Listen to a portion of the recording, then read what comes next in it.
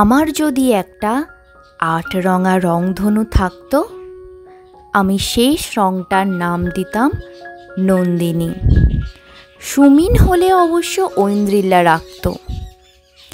আমার রংধনুটার শেষ রংটা দেখতে ময়ূরকণ্ঠী নীল হতো। ওই রংটা ৩ বার চিনেছিলাম নন্দিনীর কাছে। প্রথম চিনেছি নীল টিপ পরে আমার সামনে এসেছিল। এরপর যখন ভালোবাসার নীল রং মনে ছুঁয়ে গেল, এরপর বারবার দেখেছি সেই রংটা।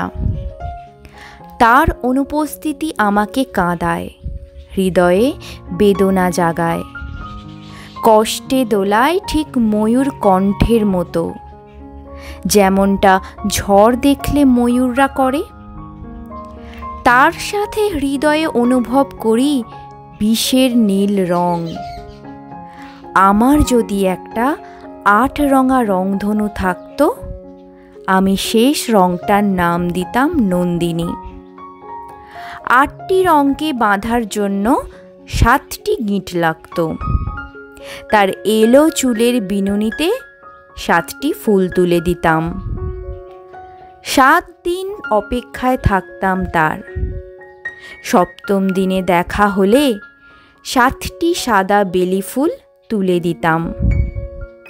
৭ রঙা পাড়ের শাড়িতে জড়িয়ে ৭টি প্যাঁচ দিতাম। তার মোহনীয় হাসি দেখার জন্য কমপক্ষে ৭ বার বলতাম, ভালোবাসি ভালোবাসি। আমার যদি একটা ৮ রঙা রংধনু থাকতো, আহা, একটি ৮ রঙা রংধনু।